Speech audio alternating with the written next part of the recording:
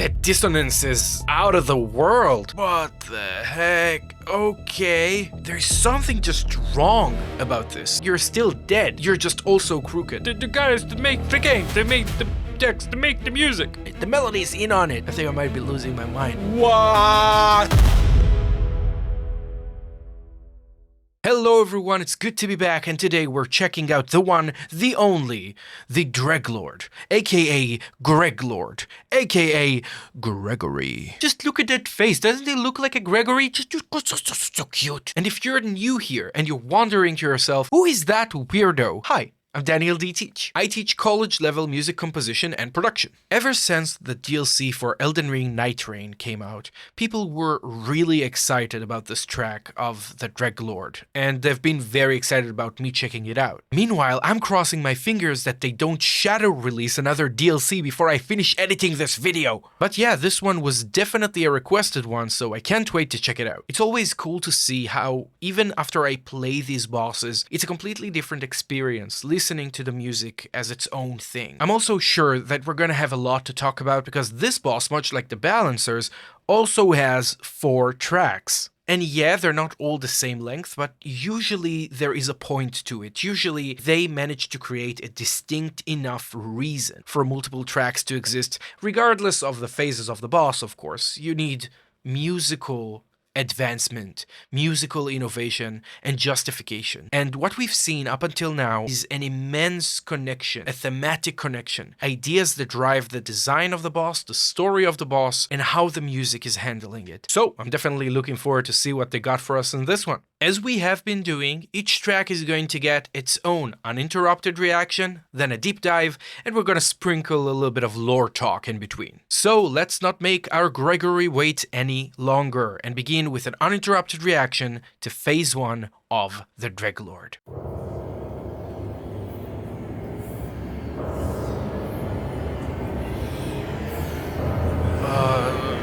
The whispering, God, Jesus.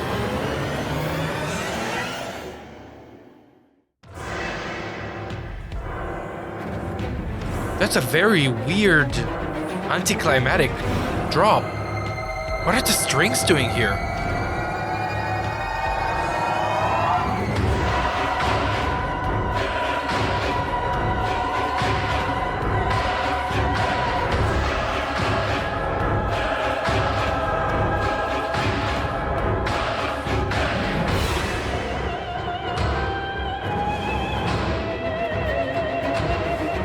A solo female singer. That dissonance is out of the world. Just the strings under it, it's nasty.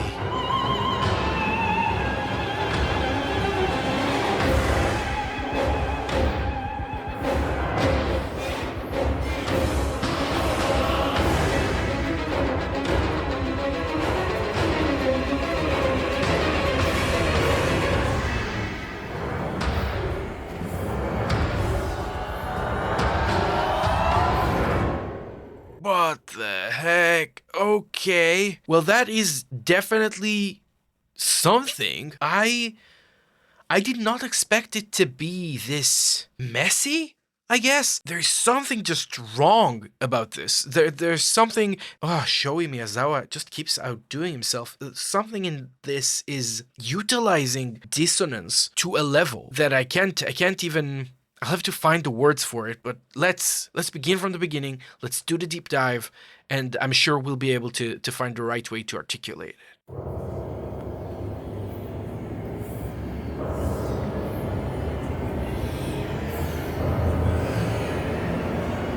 This swirling mass of voices, of whispering, of resentment, this uneasy feeling that we've heard in a few tracks before, but I feel like this is much more aggressive than it is with the Balancers. This is something a lot more explosive, and I also feel that it's reinforced by what's around it. So we have a low piano note that kind of helps emphasize this growth. Just a low dissonant piano note. And you may ask, and that's a reasonable question, how can a single note be dissonant? Well, that is due to something that we call the overtone series. It's an element of acoustics, of physics. When we have a singular note that we hear in a natural setting, we don't only hear that one note. Within it, there are also overarching frequencies above it, secondary harmonics, that are hiding within it and they're giving it its sound. So whenever you hear the note, you're also hearing right above it. That's an octave above. And it's hiding within that singular note. The thing is, a single note can become dissonant when a lot of these upper notes are within our hearing range. Our hearing range has a limit. So when a note is really high, we don't hear a lot of its overtones, of its harmonics. But the lower that the note is, the more of what we call the harmonic series is audible to us. It begins consonants, but the more that we hear of them, the more of them are available to us, the more clumped up and dissonant they become with one another. When we're composing music, we could call this muddy, for example, because a lot of notes are clashing within the lower range of our hearing spectrum. And they're not only clashing there, they're clashing all the way through because they're going a lot higher than you'd expect. This is why the lower notes of the piano sound so much more rich on one hand, but very nasty and unpleasant on the other hand. They don't play very nicely with anything that's close to them because of how many overtones are hiding within these low notes. So you could have a singular piano tone, but what you get, in fact, is 15, 17 notes that are kind of hiding inside of it as a part of its acoustic presence. It's such a smart way of creating chaos with very minimal means. And I think that's a part of what makes Shoei Miyazawa such a good composer. When my students, for example, for composition, when they want to make something that is deeply dissonant, I always warn them, because this level of harmonic spiciness, it requires very careful maintaining. The balancing of the flavors has to be impeccable. The more spicy the materials you're working with are, the more careful you need to be with how you integrate them into the dish. And Shoei Miyazawa is just an absolute master at weaving it and managing it. So let's check this opening again. It's just great. Try to notice the lower piano notes, just how heavy and dirty they're sounding.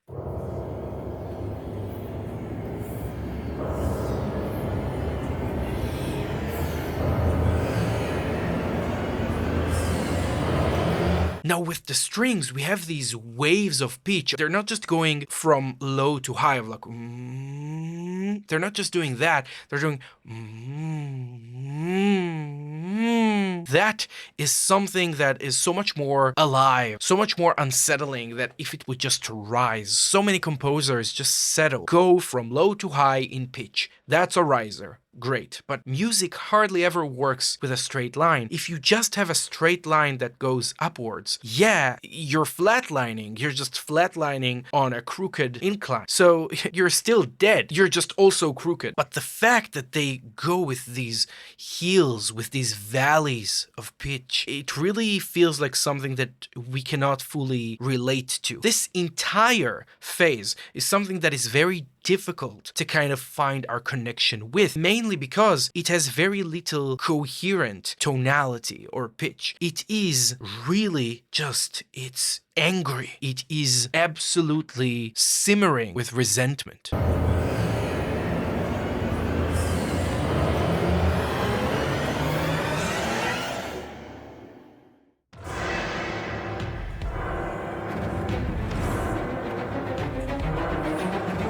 That's such a weird non-drop. Like, after something like this, you would expect, like, a slam to the face. You would expect something that is aggressive as hell. And you know what?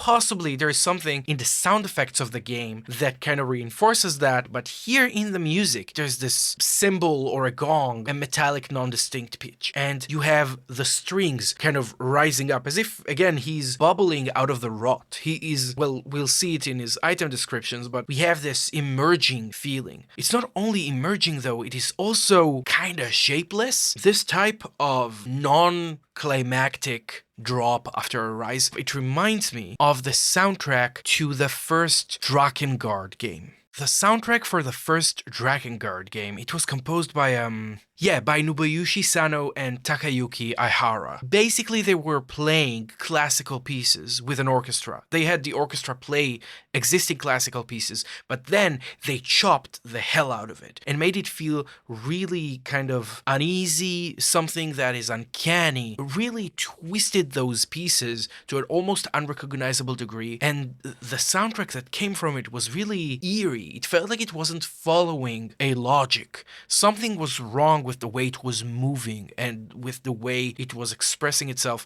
It was a very unique soundtrack, and perhaps we'll do like a dive into one of these tracks at some point. It really reminds me of this. In a way, it is kind of going rogue on its own promise of dynamics.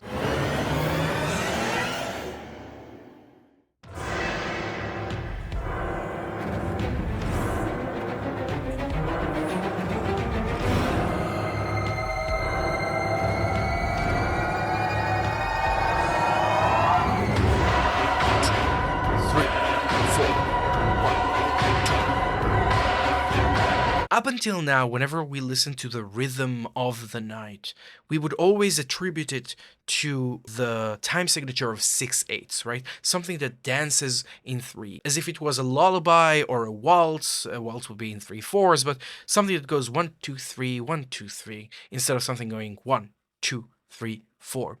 Here, we have a merge of both of these. We have a 1, 2, 3, 4 kind of stumbling feeling, but within it we have subdivisions that are called triplets. So 1, 2, 3, 4, 1, 2, 3, 1, 2, 3, 1, 2, 3, 1, 2, 3, 1, 2, 3, 4. And the different instruments in this are kind of creating a hybrid of these two. Something that isn't quite the night, but is imprinted by it. And I think it really matters when it comes to the lore, because we would not have the Dreglord if not for the damage that the night has wrought. This is something that is really nice to see happening already, with the establishment of the Dreglord as an antithesis almost to what Hailstor is. Try to focus on how the strings are doing within that heavier stepping of the percussion.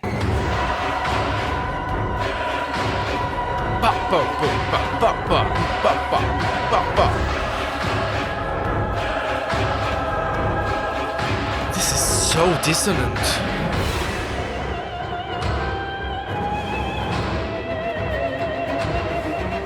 And even here, we have the best thing we can hope for to get something relatable, right? A singular, vocal, melodic line. But we can't really get that level of comfort from it because it is completely atonal when it's put against what we have from the rest of the orchestra. When you put those things side by side, what you're going to get is a complete mess. But I'm going to bet if I take that vocal and I separate it from the orchestra, I bet it's going to sound more coherent than it does when everything is happening around it. We get something that is vaguely human, but it's being contrasted by not fitting at all. In a way, that's what the different things that the Dreglord is made of are. It's an kind of aggregation of things that were rejected from the world, the dregs of society, of the world itself. So if we listen to it on its own, it might make more sense, but in context, it makes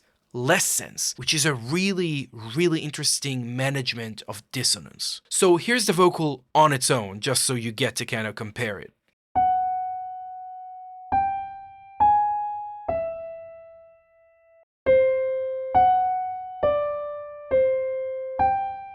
And now we'll listen to it again within the entire context.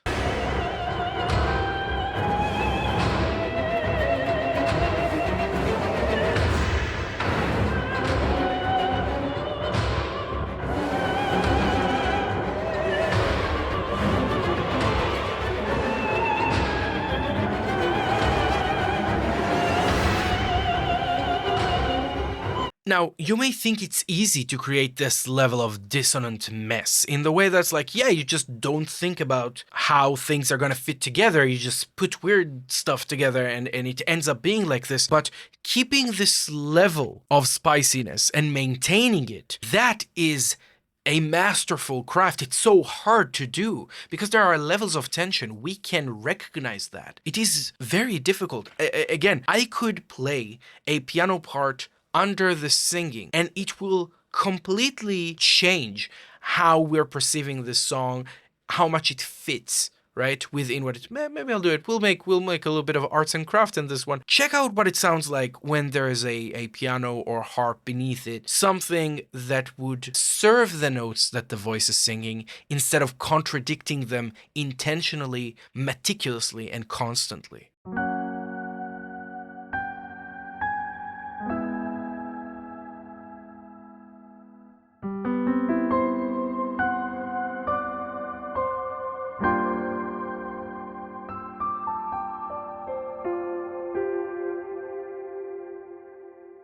Again, I was thinking about this idea mid-reaction, so I don't know if I pulled it off, but if I did, let me know in the comments below. And if you like this kind of ADD tangent, I mean, there's only one thing you can do. You smack that bell right in the bell. Just like that. Because, you know, that's what you come here for. My absolute meandering nonsense. Let's continue.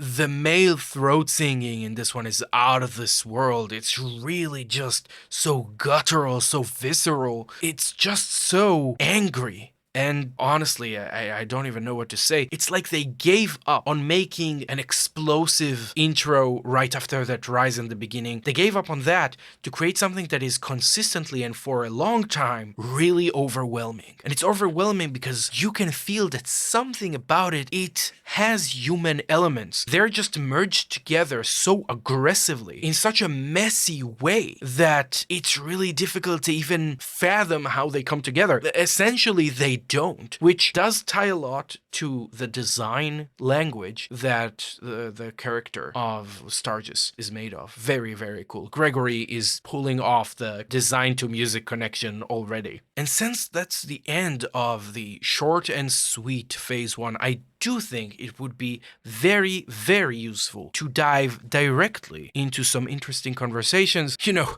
we can't take too long because look at the time, it's lower o'clock. So to get straight to the point, what we want is to understand what's the essence behind the design and the lore of this creature called the Dreglord. And we'll begin with the expedition description. A corpse fiend comprising countless bodies and discarded detritus. Detritus? Detritus. However, they are torn apart or pulverized. Their communal resentment writhes with determination, outwitting every form of annihilation. This obsessive mound of flesh, unlike any form of life ever to exist, has no obvious weakness. This is what we're told about the Dreglord. So let's break it apart a bit. Some of these elements are already apparent in the very first phase. It's almost fantastical how closely the music manages to hit that description. But Daniel, I hear you say. But then of course it matches. The guys that make the game, they make the text, they make the music. That is true, but when you make the game and you want to develop something so challenging as an orchestral composition, you have to get to work pretty early. The thing is, a lot of studios don't begin the musical work that early because they are lacking on information. Ideas are still being developed. That just gives you an understanding of how good their concept work was, not only with the design, but with the design vision, the concept for this enemy. Because they got to the understanding of what this enemy stands for so early that the music could completely describe that before we read a single word. So it's called a corpse fiend. That's a very interesting point to start with, because if you watched this video, which I by the way recommend, in which I had a very interesting conversation with YouTuber Boris Dragonsani about what Nordic lore has to do with the entire design of Elden Ring and Elden Ring Nightreign, well, we discussed about the Dreglord being something akin to the corpse shore from North mythology. The corpse shore from North mythology. The corpse shore of Norse mythology. First try. The full discussion is in that video of the balancers, but I will give you a short summary about this subject in particular. There is a shore of corpses in Norse mythology where all the worst types of people get to after they die. There are a few things that are very interesting about that, but to define it as a corpse fiend, something that comprises countless bodies and discarded detritus. Okay, no, now I have to check how you actually say that word. Detritus. Just this opening sentence describing it like that really ties it very neatly with the concept of Nostrund, the shore of corpses. Let's continue with the text. However, they are torn apart or pulverized, their communal resentment writhes with determination. This is very important. However they are torn apart or pulverized, first of all, that's very graphic. But beyond that, why would they be torn apart or pulverized? What would be the point in that? In the different accounts of Norse mythology, there are various processes happening in Nostrund. Among them is that those forsaken souls of the worst people ever, they get crushed so they can go back as energy to Yggdrasil, the world tree. And it says here, no matter how much they're torn apart or pulverized, which is something you'd imagine the balancers or the big worm snake thingy, the Nidhogg equivalent, would be doing there, is crushing them, smashing them. But here, they refuse. They refuse to become energy again and just go back to Yggdrasil. And it says their communal resentment writhes with determination, outwitting every form of annihilation. They just refuse to die. One of the most important themes of the DLC in particular, think about the Nightfarers that were added to our conversation. We have two Nightfarers that absolutely refuse to die. No matter what, they reject the idea. They will do anything but die. This fight to stay alive in spite of everything, naturally it would gather rot. It would gather that level of corruption that comes from stagnation, of something that refuses to let go, but that because possibly that their death to them was unacceptable. Both the Undertaker and the Scholar have different ways of rejecting death, of trying to cling on to life no matter what.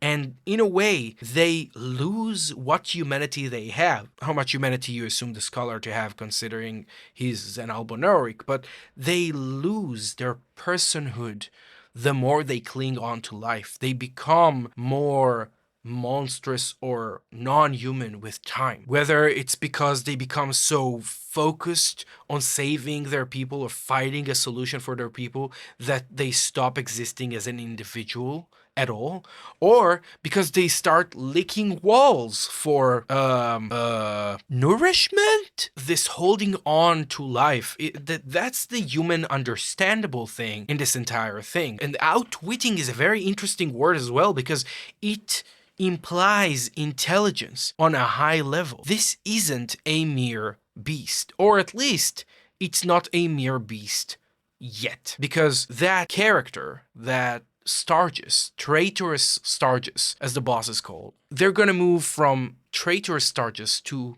pure instinct. So at the very least, at the beginning, a traitorous act implies intelligence as well. But a traitor to what exactly? To the regular order of the world, to how things are, quote unquote, meant to be. However, I believe there's a reason behind it.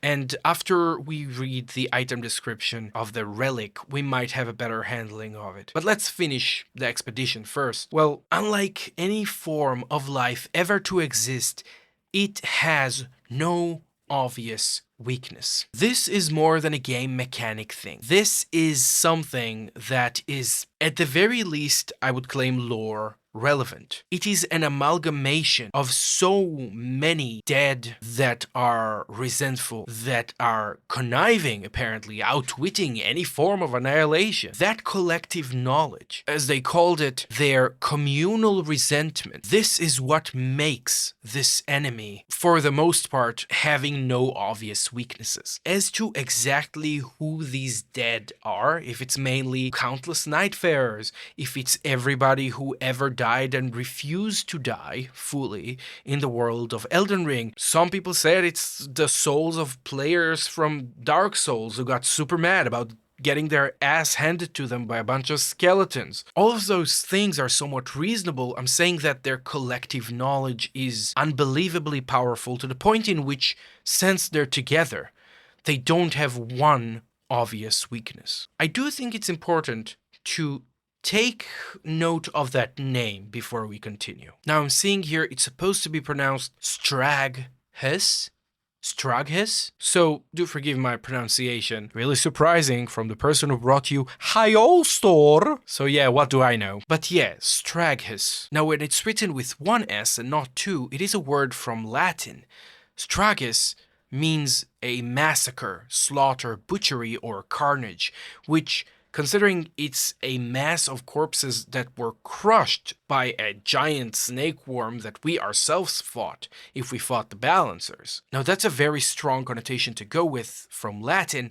I don't know why they have two S's in there in Nightreign, but at the very least we know with one S it means a massacre, slaughter, butchery, or carnage. It also denotes an overthrow, destruction, or confused heap of things. I mean, okay, that's probably where the word comes from. It is derived from the verb streno, which means to throw down or spread out.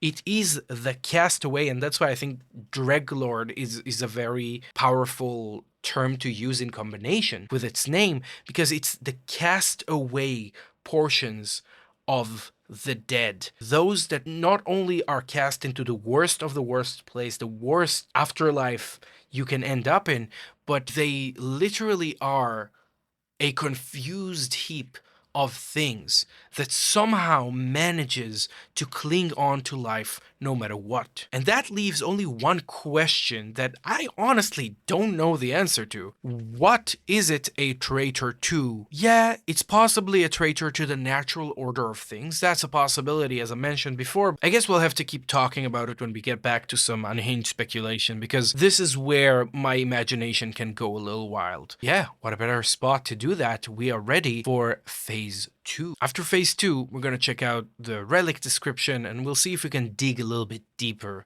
into this particular rabbit hole. Phase 2, let's go. Ah! Why?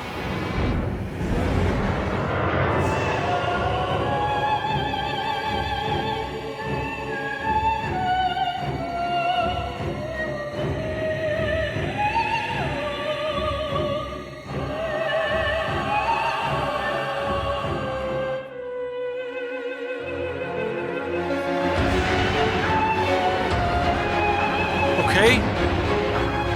Now we have tonality at least.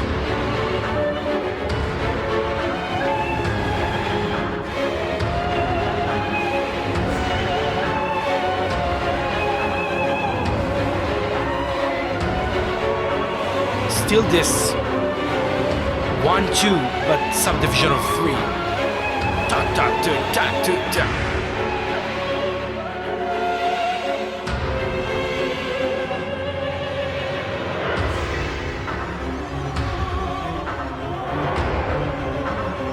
Ah!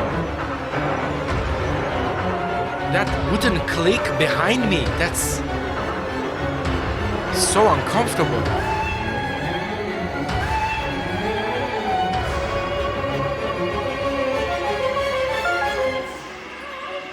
Ooh, that piano moment was so good.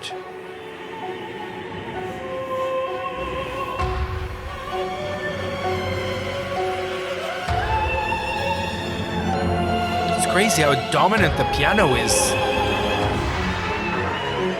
face like this.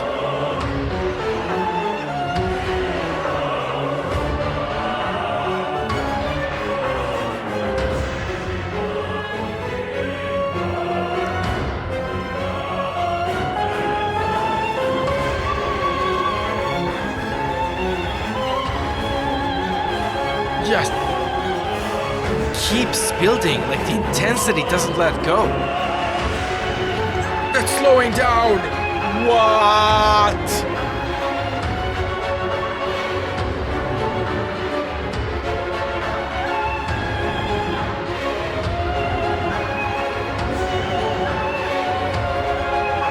It's so beautiful, but so messy at the same time.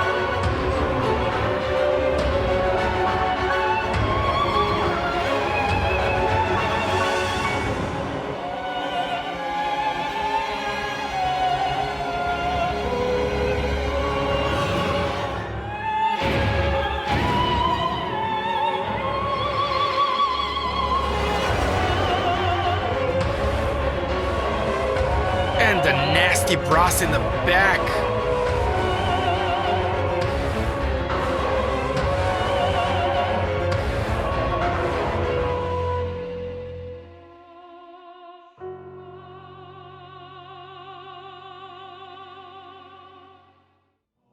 So what we're left with it in the end there is just a piano is still there and just a solo vocal, and it's such an interesting usage of these instruments because the piano is usually saved for things that are far more elegant in the soundtrack, and here it's like that connecting thread of sentience, that miraculous way in which all of these remains are somehow threading themselves into one being that refuses to die. And there is something deeply human about this clinging on to life. And you know, you can say it's deeply flawed, deeply human. What's the difference, right? But here, for the first time, I feel like we're getting something that isn't just chaotic, it is weaving sentience. It is weaving itself into a being that can think, or at the very least can react. And I think here we see a little bit more of this kind of outwitting character that Straghess is being told to have, that amalgamation of corpses. Let's do the deep dive. Let's check it out from the beginning.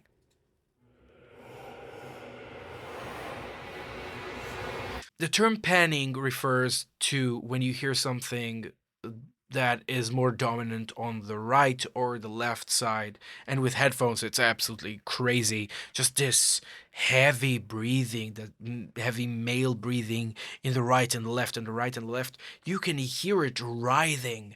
And that's why I think it's so potent, the way that it's written. Even in English, it's not even the source language, but it doesn't skip a beat when it comes to sticking to that description to a T. So yeah, let's start it again. Oh, it's just so unsettling. It's so uncomfortable.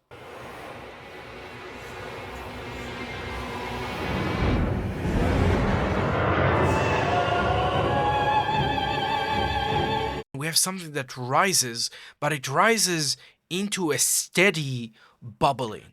It doesn't explode. This is now a pattern that we've seen with two beginnings in two different phases of this boss, that there is a rising to something that isn't explosive. Again, we're sticking to the words very carefully here. It's resentment. And resentment is somewhat reserved. You could have anger. You could have this uncontrollable, hateful amalgamation of seething, toxic hate, or, you know, as I call it, Reddit. But here, something is coming out of that mud, of that sludge, and that something, it takes a shape that reminds us of humanity. And it's not humanity out of control like we sometimes see it with, I think that enemy is called the Pus of Man from Dark Souls 3, for example, humanity just going mad. That's not what's happening here. It rises up from the bile, and it just looking at you just is so good.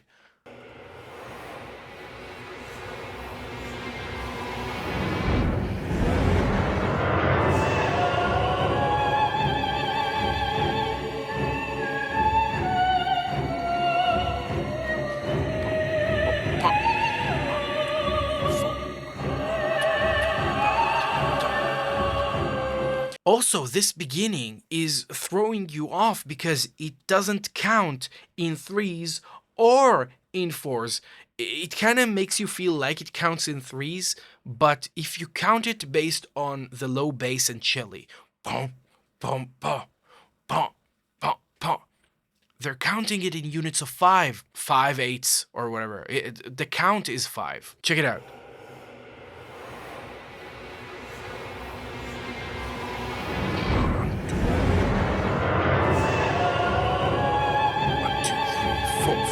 1, 2, 3, 4, 5. 1, 2, 3, 4, 5. 1, 2, 3, 4, 5. 1, 2, 3, 4, 5. 1.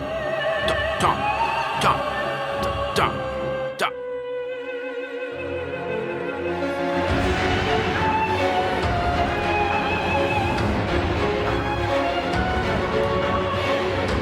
And now we're going back into this combination of 4 and 3. At the beginning, we had something that, kind of limps around. You're not sure how it's moving. It's a little shifty. It outwits you. But here, when it starts, something beautiful is happening. The melody becomes coherent because the musical text around it allows it to be coherent. We get a sense of tonality. Ta-dee-da-da-dee, ta-dee-da-da-da. That is a very coherent melody. That doesn't sound like anything that we've had in the first phase, not in the beginning of this phase. In addition to that, we now have this combination between 1, 2, 3, 4, 1, 2, 3, 4, and 2, 2, 2, ta, 2, 2, ta, 2, 2, 1, 2, 3, 1, 2, 3, 1, 2, 3. So we have this combined rhythm, almost a polyrhythm, like a combination of 2 meters that bakata, bakata, bakata, bakata. It really drives this entire part to be a lot more flowing than anything we had before it.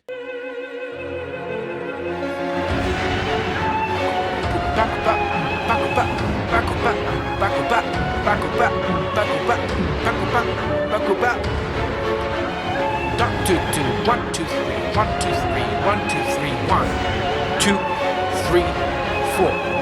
1, 2, 1, 2, 1, 2, 1, 2, da, 2, 2, da, 2, 2, da, 2, 2, da, 2, 2.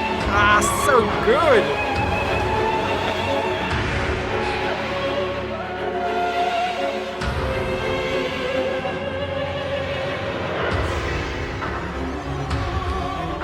This knocking.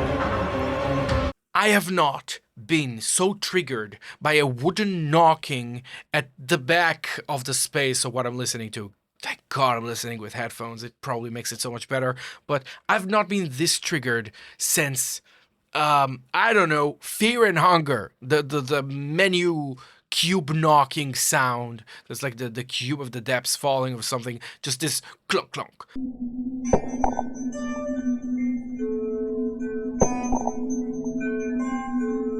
There's something, it just makes me uncomfortable because it places it behind the player. You feel like you can't keep looking forward because you keep worrying about what's behind you. It definitely does a lot to kind of throw you about a little bit, not only with rhythm, but with space. Throwing you about with the space of the music is something that I feel is very dangerous to do in video game music because your orientation towards the boss matters so much. If you imply to the player that something is behind them, they might actually look for it, but if you do it wisely enough, it is not the most dominant element. And luckily, the Dreglord himself has a lot of accompanying sound design from its movement and from its attacks, so you never lose track of wherever this guy is in the arena currently. You should probably be able to follow it. Just this messing with space, I absolutely love it. 1, 2, 3, 1, 2, 3, 1, 2, 3.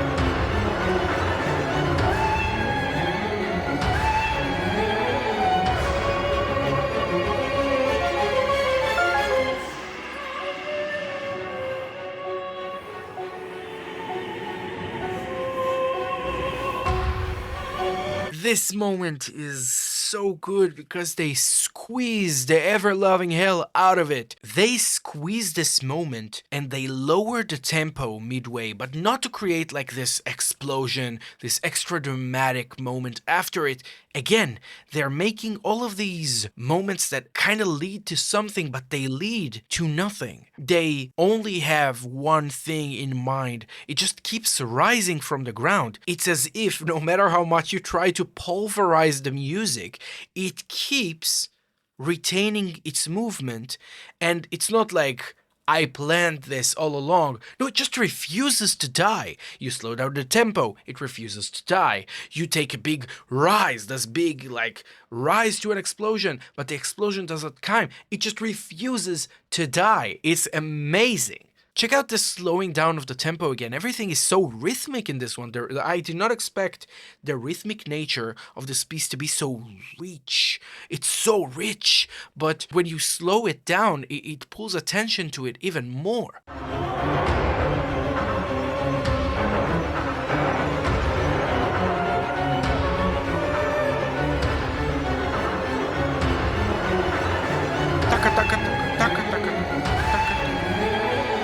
They even are giving us this little bit of repeating here, so we get very accustomed to what the beat is like. They are going to make sure that we put it in the back of our heads. We take it for granted because of how obvious it is, not only because they're doing taka taka taka, taka taka taka, taka taka taka, they're doing da da da dee da.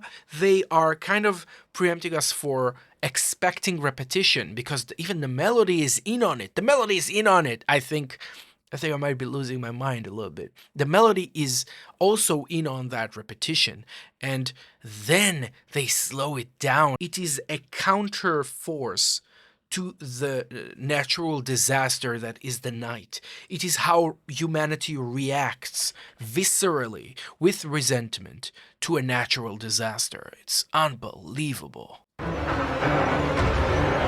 Check out the melody.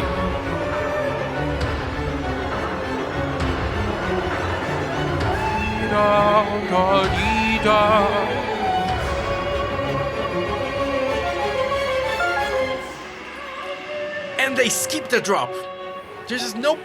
Also notice in the ta-da-ta-ta-ta-ta how the piano suddenly shines through this mess of orchestral texture. Just the piano is like just this little brightness that accents how the slowing of time is affecting even the piano that is, by all means, yeah, it has pitch, it has harmony, but it's a percussive instrument. It's a little hammer that hits a string. It's beautiful.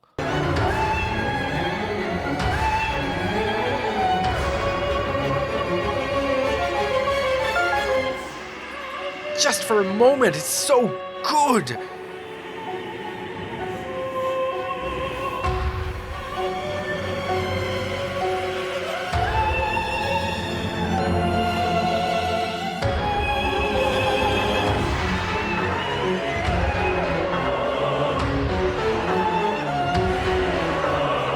Now we have a continuation of that motif. So we had that ta-ta-ta-ta-ta when we had that rise with the slowing down of the tempo.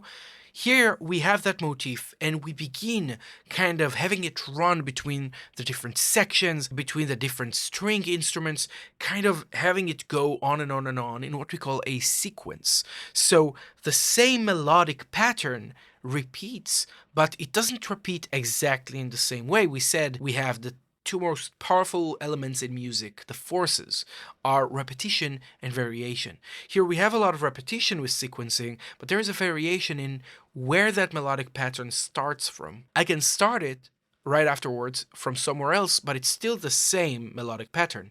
Da-da-da-da-da, da-da-dee-da-da, da-da-dee-da-da. So every time I move, I actually get something that is a little bit different. However, it does not stop having its identity that was previously established.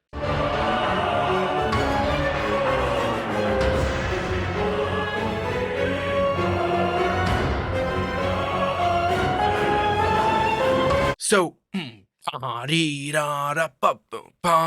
It really emphasizes that contrast of 3 and 4. So when you have like ta ti ta ra ta ta ta ta, it's built on this underlying rhythm of 1 2 3 1 2 3 1 2 3 1 2 3. It's so rhythmically interesting, and it doesn't need to sound like, prog metal to be that. Like, it doesn't need to change its counting all the time like it does with Folgore. In Folgore's track, we had these changing time signatures that kind of threw you off by the way that it was counting. Here, imagine that you have two different counting times, but you are phasing in and out between them instead of just shifting between them back and forth, which is such an interesting way of doing it.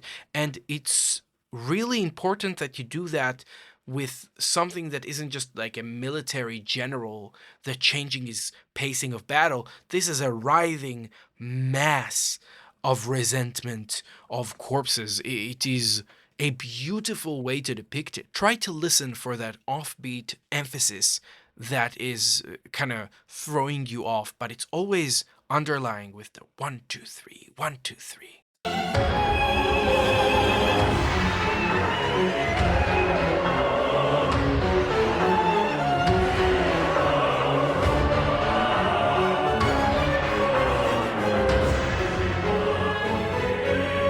They did it again.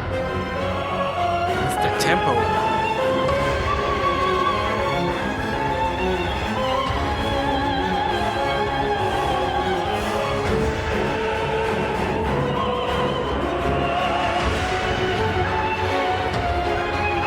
Hell yeah, hell yeah. They just do it all the time. It slows down and it picks back up.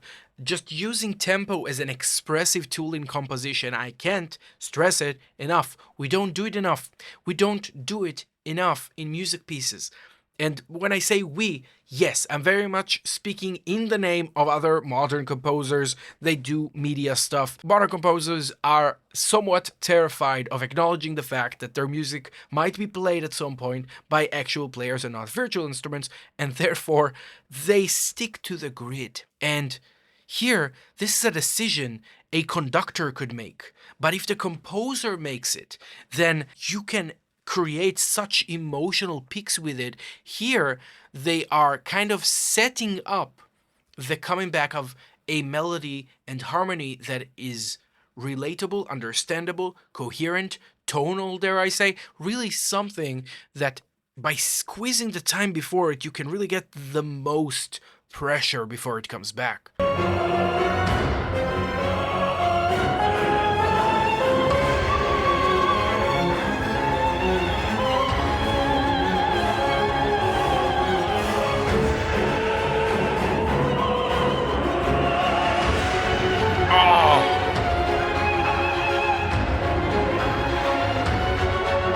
And again, this is a melody that is relatable. Ta-dee-da-da-da, ta-dee-da-da-da. It has a question and it has an answer. It has a sentence that builds it up with a question mark. And then it has something that settles it down. Again, this writhing, this movement, this unstoppable dynamism that is clinging to life. It's so good.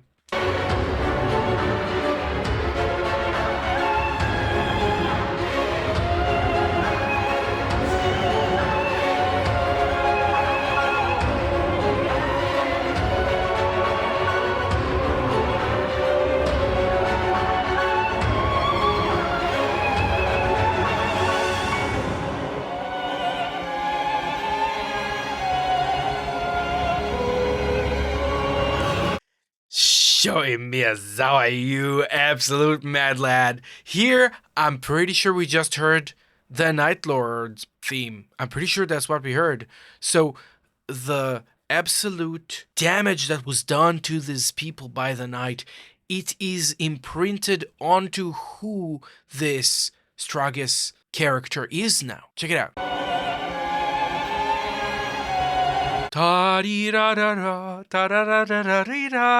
It's just so good. Why? Why is it so good? Why is it so I can't. Come on. Let's bring it all the way through.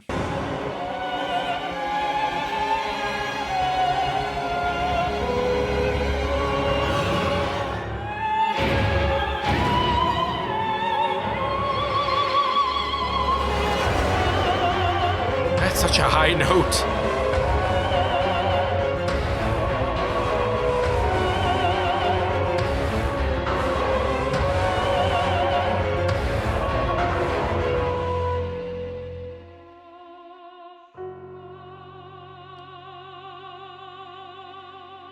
I can't remember where we've had this piano ending before, and I'm pretty sure it's the same key too, but it was somewhere where we had Hailstor's theme, so it's either the menu music or one of Hailstor's phases, but pum, it just as if it's asking for that rest of the melody. It's so good.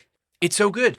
It's something that ties the whole soundtrack together. I mean, I'm not gonna wait any longer. It's time for some unhinged speculation.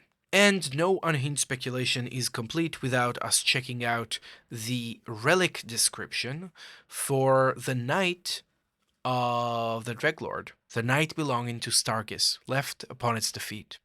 The power of its namesake can be unlocked by performing a relic rite. The traces left behind by countless battles were pelted by rains, transported by muddy streams, and collected in deposits. This mixture of remorse, desperation, and sorrow eventually formed legs, stood of its own accord, and finally voiced a curse that would be its mantra: smash, smash, smash the night. What we have here is a thesis statement of sorts of what is driving the very being that is Straghess. The knight belonging to Straghess, the traces left behind by countless battles.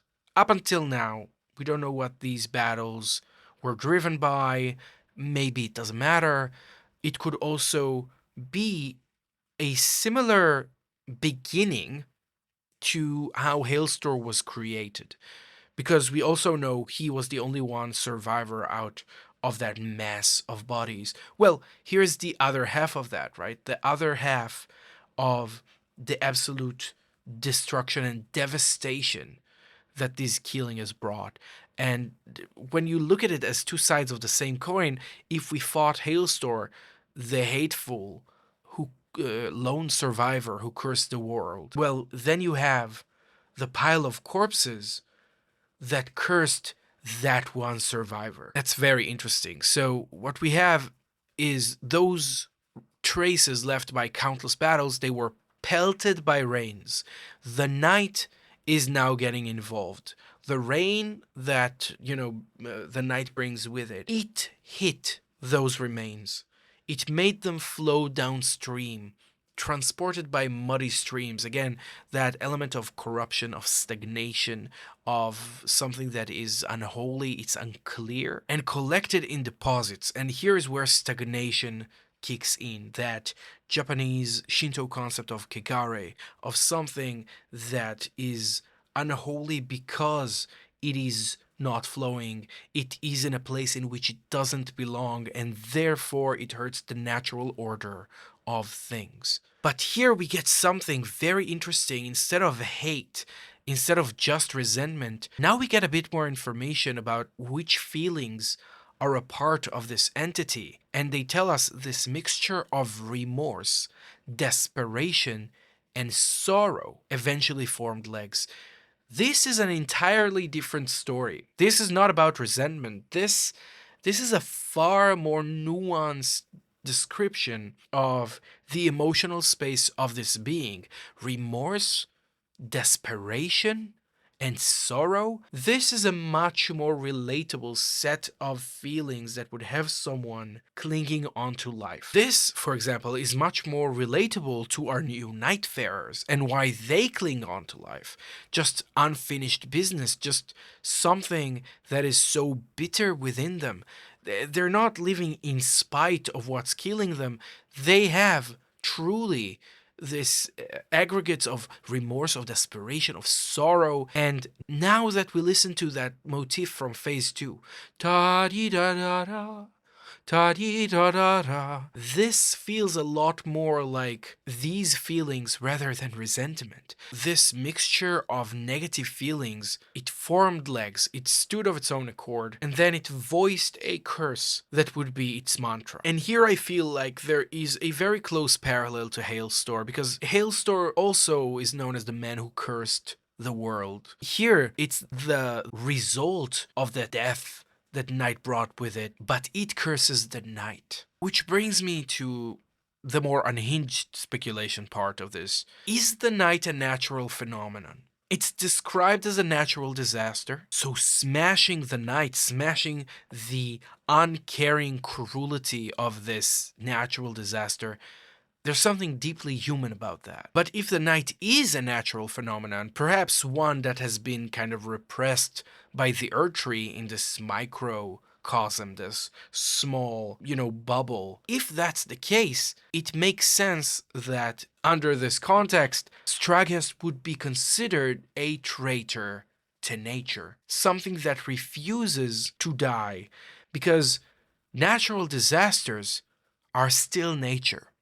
Cruel and devastating as they may be, they are still a part of the existing order. So that's one thing that could lead us to understand why it's called Traitorous Straghess. Of course, there are other leads here. If we look at Iron Eye's questline, it has a traitor within it as well. The Night Invaders are possibly other versions of the Nightfarers. I'm not sure if we get 100% explanation of what they are. But what would a traitor be considered under these circumstances? The Nightfarers have a goal of fighting the night endlessly. Some of them are doing it without asking too many questions, and their formless master might have more at play than they're letting on, especially considering the fact that Duchess is still not revealing, I would claim, enough information. She seems to know a lot more than we are privy to. So, I don't know. I think that there is more to why this one is traitorous. There is something here that I feel is intentional, specifically because the word traitorous changes between this phase and the last one, in which it's called pure instinct. But yeah, I think that's a good note to go into phase 3 with. So without further ado, phase 3. Oh, that's a very pleasant choir sound.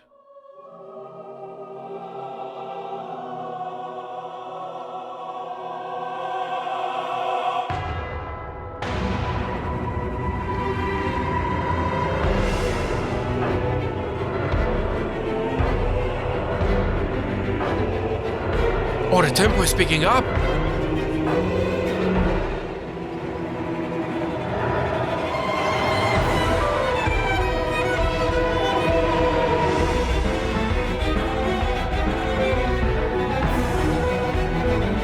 Solo strings that are like in your face.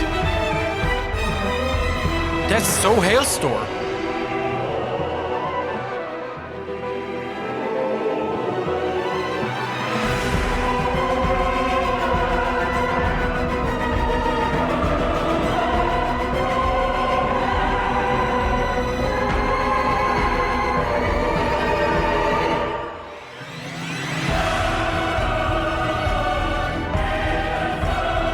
Oh, there's this heartbeat underneath it.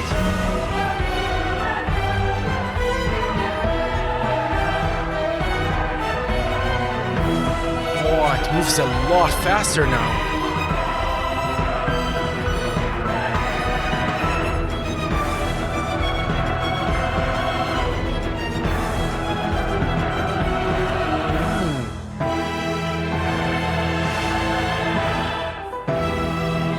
This is completely a Dance of Night. This is entirely free-based.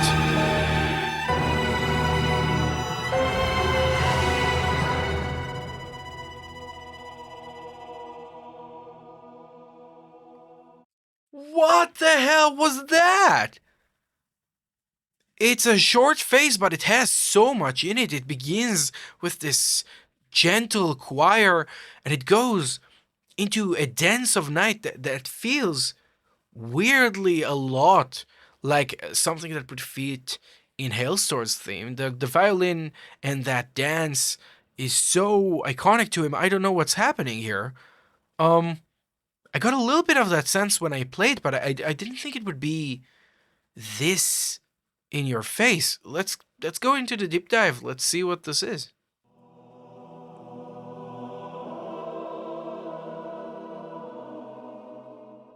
There's something, look, holy with this choral singing. And the bell.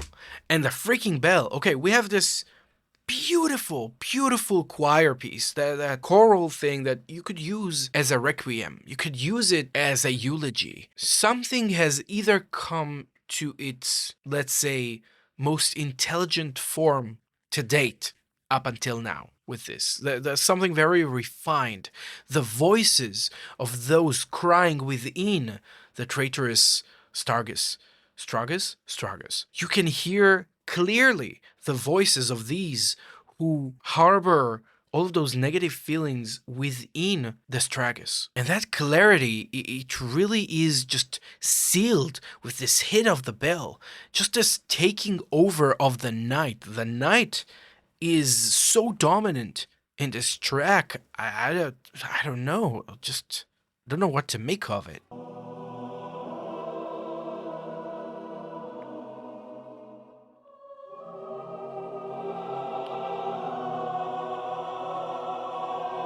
Something religious about how this is unveiling.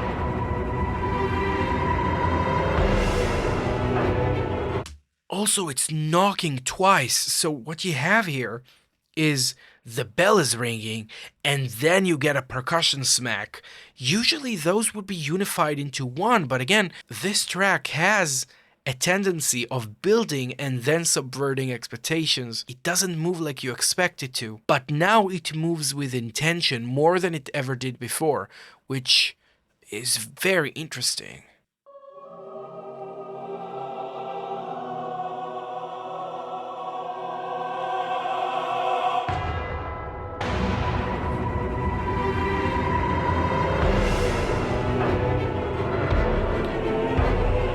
One, two, three, 5, 6. 1, 2, 3, 4, 5, 6. Just escalating.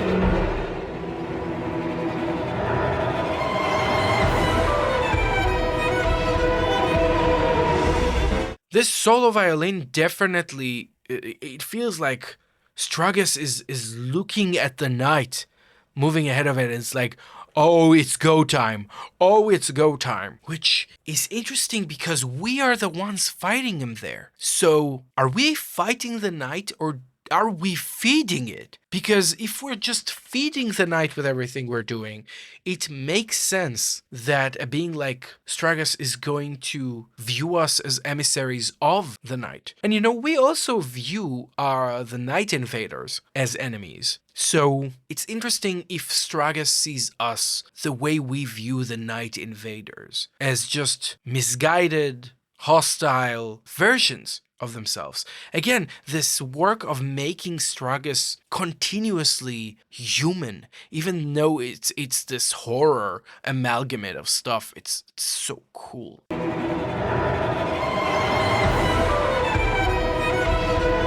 piano and the solo violin.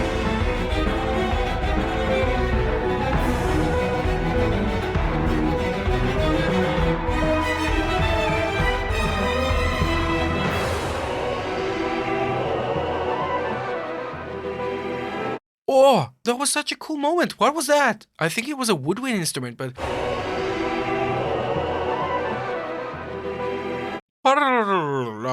It has such a unique color to it because it's so dark. I wonder what's playing this, like an alto flute or something? It's such a cool moment, just a flourish, and you'll definitely miss it in game. This is why these listenings are so fun for me. I would never be able to point this out in game. Such a cool moment.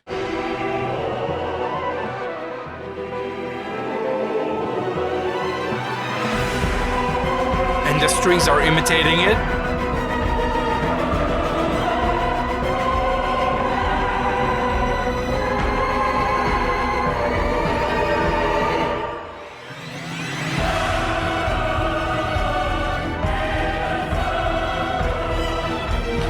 And now we have this heartbeat. Boom, boom, boom. And the whole driving rhythm of it is still very night oriented. It's 1, 2, 3, 1, 2, 3. It only emphasizes the 3 and the 1. Bum, bum, bum, pop, bum, pop, bum, pop. It's really a really cool way of creating a heartbeat within your own little musical world.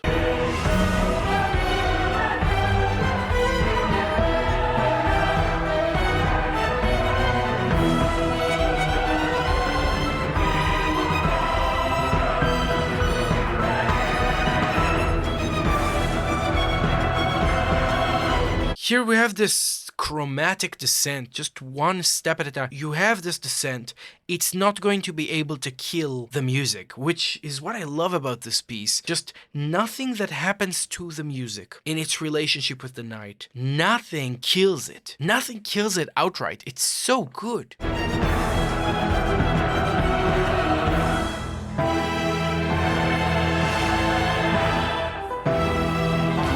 Okay, now I'm not imagining it. I heard the night, the ta-dee, ta-dee. That reminds me of, what is the second Hailstorm motif? Ta-dee, ta-dee, ta-dee, ta-dee, da-da. So I'm not sure how separate Straghess is from the night, and perhaps it isn't because it's the night's creation. Whether it's something that it's the night's creation because it was created as a response to the night, but I guess the hurt that the night has inflicted is now so deeply embedded in what Straghess is that by clinging to life, it is in a way reinforcing what the night is and what the night is doing. It is keeping the night's creation alive by existing. It's a catch-22. Just, you can see... Okay, that's gonna sound like it pulled out of nowhere, but music is so cool, man. Music is so cool.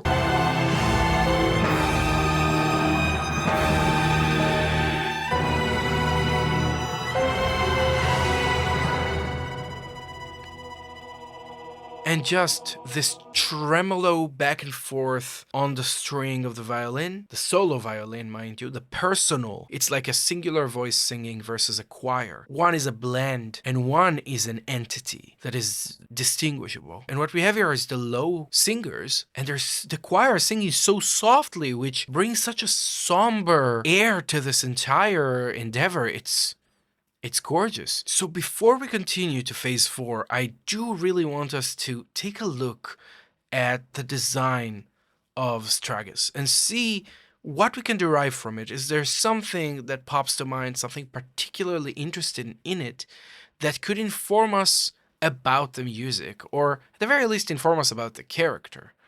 So Traitorous Straghess looks like an amalgamation of flesh and bone, and I think that is the intention here. I jokingly called him the slave knight Gale we have at home, but generally what we have here is something that feels visually unnatural and unhuman, which is why I think the music is so important here. It has this staff that is also looks like it's made from remains. It has this spine that's kind of curved into a pauldron over its shoulder, and that kind of reminds me of one of the Raider armors a little bit, just a touch. It obviously has multiple eyes, which again contributes to the fact that it's an amalgamation of corpses rather than just a singular human entity. It's obviously very gory in nature. In addition, if you look real close, it has faces on its legs. Like, the item description said that it grew legs of its own, right, or out of his own volition. Thanks again for Bonfire VN, by the way, fantastic channel that I definitely recommend checking out. For creating these closer looks, these videos would not be as good as they are if not for these visual takes, so definitely go and show them some love. That's fantastic work. The legs that Straghess grew are definitely not human. Like they seem at least more draconic, or more like some kind of an asylum demon from Dark Souls than they do of a human. But maybe that's a part of why they claim that it grew legs. So it already became this entity before the legs started growing. But yeah, we can definitely see these faces. Also, the yellow discoloration on the arms, it really is kind of beyond being disgusting. I mean, it gives it a sickly look. And I think that also helps when you need to follow attacks, honestly. We need to follow movements and read kind of prompts of attacks. But yeah, it definitely is a disturbing look to go with. Now, it's not only made of viscera and spines and faces, it also has a ridiculous amount of little swords stuck into it.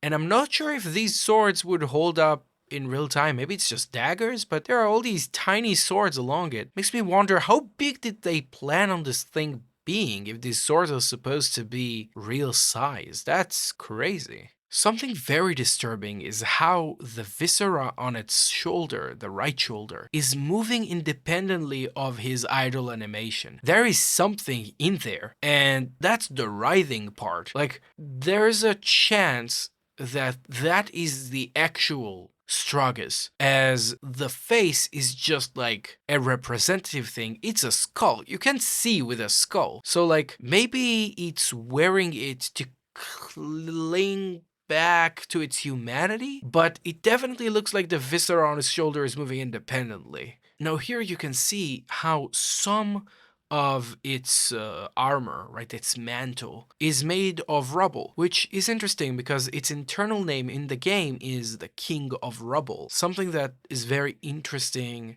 design element. The design is so full of information, and it's not because... Oh. Well, I do say timing is everything. Let's continue. The Pure Impulse Straghess is an entirely different model from the Traitorous Straghess. And I think it's evident with a few things here. One, it is completely armored now. Beforehand, you could have seen viscera, like there's a lot more exposed flesh. Here, no, it has been bona fide into just this mountain of slab of like rock or bone. Them going the extra mile here, I think, pays off a lot. The eyes are burning. Like there is a more ember look to the eyes of Straghess now. It looks like an entire layer of either dragon scales or bones or rock has formed over his body, really protecting the entire thing. And also the mantle that used to have black parts in it, now it has these purple strands on it, which is really, it's an interesting look. It has almost a wing growing out of his back now, which is so cool that they decided to go for two models that are that significantly different than one another. It's very, very cool. I think we can head straight into phase 4, see where that takes us.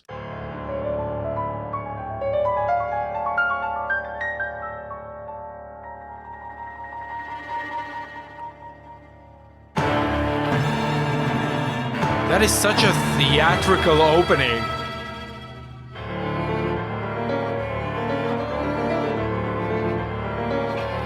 Still so dramatic.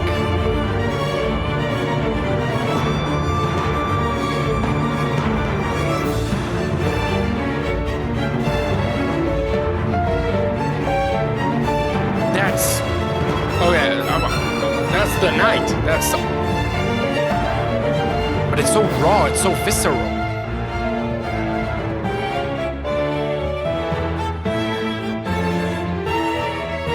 It's so clean, it's so pure.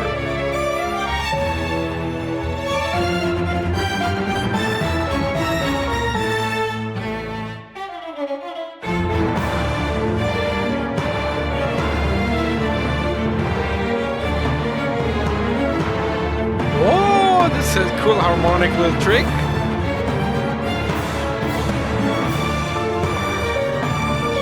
It reminds me of Hailstorm so much.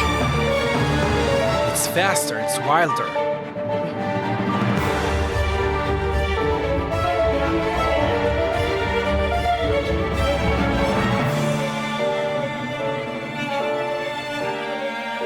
Just the solo strings and the piano, it's so intimate.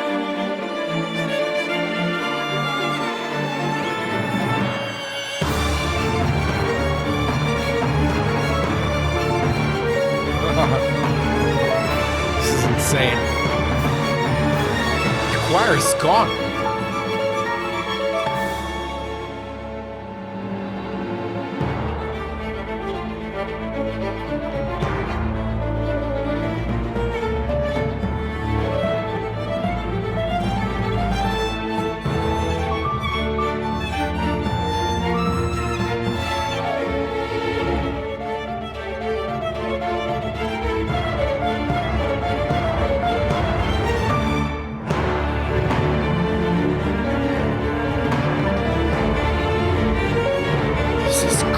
Crazy good.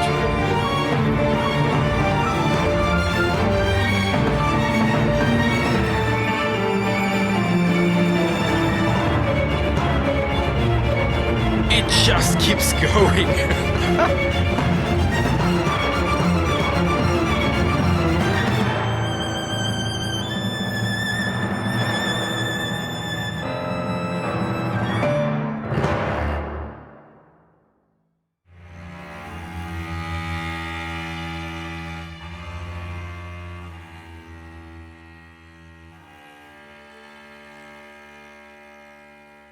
Okay, this is a very gnarly string sound to end with, but obviously they went for the Hailstorms motif or the game's motif. Ta-dee-da-da-da. I do think they're under the impression that this is the last DLC we're going to get, and I think they wanted to go out with a bang with this one. And there is something in this fourth phase that feels a lot less Straghess and a lot more Hailstorm. And I do think whether it's the Nightfarers, it's the night, whatever you decide to tie this theme to, the fact that the last musical statement of this game is the last dominant one, at least with this boss fight, is going to be the piano with a very intimate and a very virtuosic, very impressive performance. Then what you have is the solo strings that we have throughout this entire soundtrack said it's an iconic part of the soundtrack. Not because, oh, it's solo strings, it's pretty, but it's not an obvious sound to use because of how dominant it is. But here you have all these dominant solo strings playing at the same time. It never gets cacophonous, right? It's always something that is surprisingly legible, but it is chaotic, it is aggressive, it is overwhelming. So I do think it's a great time to dive into it. Let's do a deep dive and see where it takes us.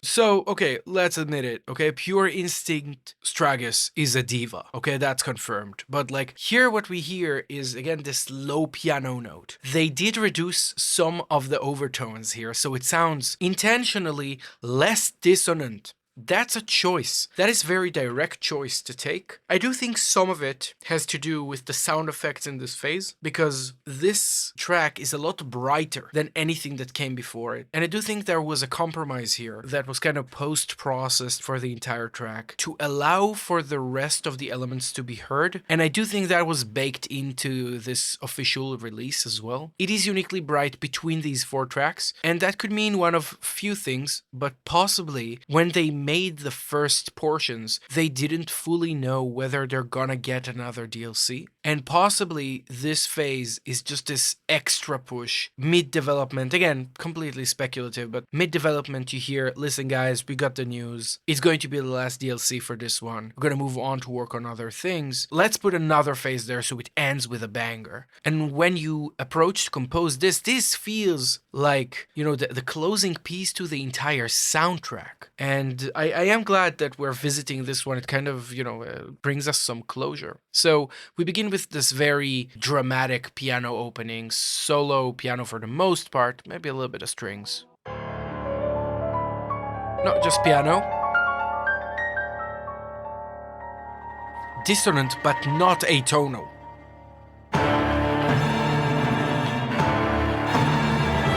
A few things to note about this explosion. Notice what's not here in this explosion. Brass instruments are not here. They're non-existent, not woodwinds, not brass instruments, not even full sections of the string section. We have a little bit of percussion here, just a little bit, but no choir, and basically solo strings playing close personal, intimate, visceral.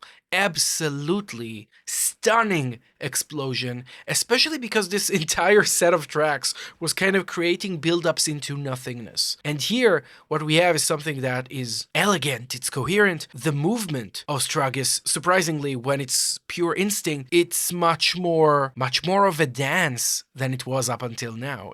There's something more elegant about it, which is pretty interesting.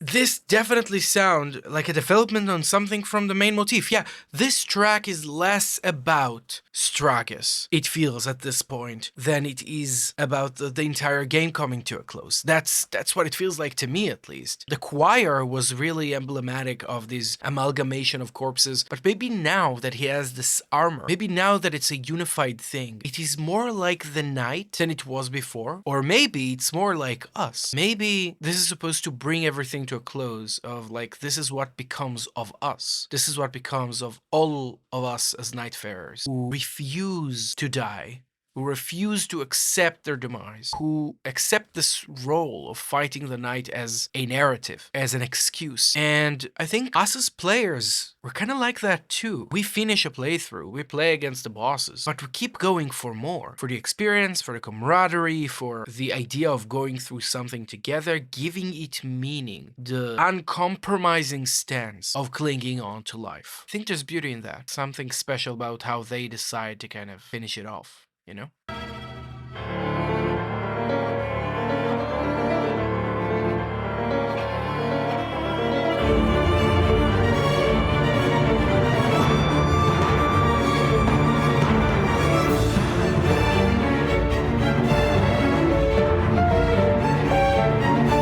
This is by now completely the entire night.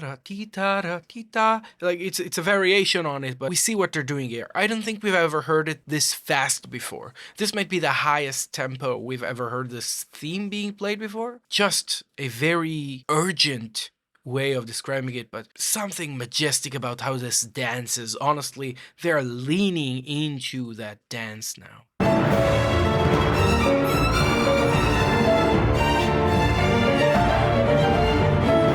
Now, every once in a while, you hear how the strings and the piano are playing the same part, and then they are splitting to play their own thing. But for a moment, you get this unity between them before they split into something wild again. And it's like in this fight, you have all these changes between what's the distance between you and Straghess. It will try to leap onto his like pillars and stuff, and it will try to launch itself at you. There's something deeply aware of itself with this piece that I really appreciate.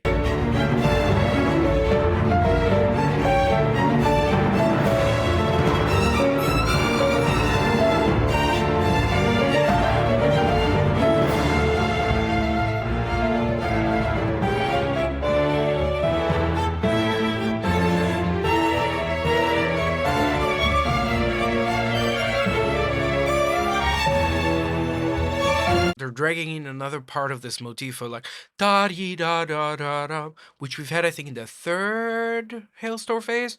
Or like ba da be da da da da da pa pa pa. Like here, you can kind of see it passing by you.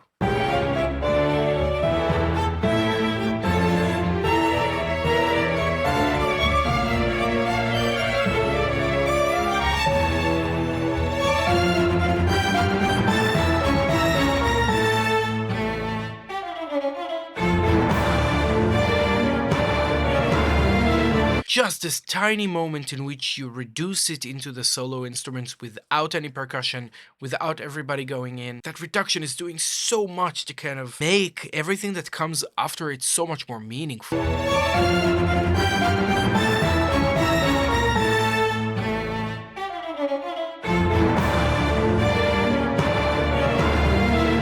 This version of the motif, pa, pa, pa pa dee da da. There is an unrelenting persistence here. It's just leaning on the same note again and again and again, and it will keep rising up. It will keep clinging on to life. I don't know, I'm sure there is a narrative tie-in here, at the very least for the entirety of the game, and perhaps there's something in the Nightfarers that is like Straghess, if that's the case. Like, perhaps the parallel here is very intentional.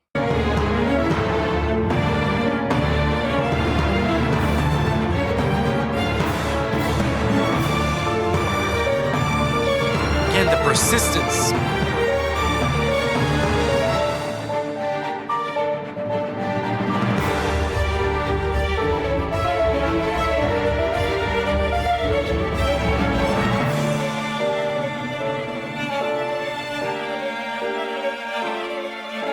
They're making real effort here to make the piano come through, to make sure that the piano kind of cuts through everything and remains as its own instrument, which, if I have to guess, is leaning into that intimate feeling. You could not hear the piano this closely if the entire orchestra was playing. They are really going for something that is aggressive, it's wild, but it's personal. It's still personal.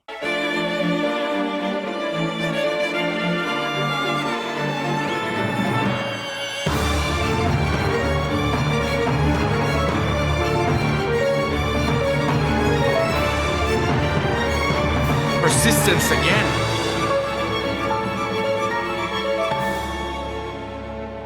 Slowing the tempo a little bit.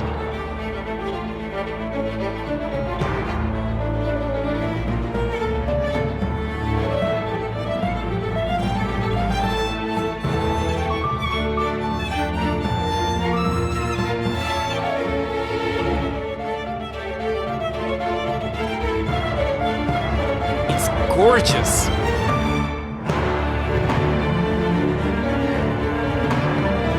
Then the line moves to the lower end. Just keeps going.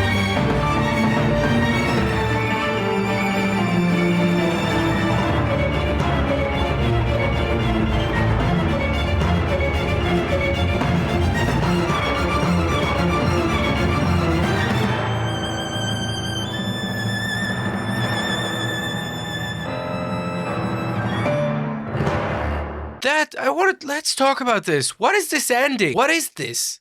What is this choice? It's so performative. It's something like the opening was very dramatic. Something just, is all of this some kind of theater? If you've watched my previous reactions and analysis to this soundtracks of this game, I've talked a lot about how I think this game plays with the idea of the persona. I think it's evident that the masks that we wear in this game, they are functional. Like, somebody plays the Wilder, somebody plays the Duchess. They're like theatrical parts in this tragedy. But unlike the tragedies that we played with From Software up until now, these characters are something akin to archetypes more than they are their own character. At the very least, in the game itself. In their journal, what you get is the backstory of that character, but you embody that character in the game. Maybe it is a little bit theatrical, that we step into the shoes of the Irony, the Raider. So perhaps this theatrical ending is extremely fitting now that I'm thinking about it. Just everything we discussed, it's baked into the DNA of the game, which is really cool. Let's hear that ending again.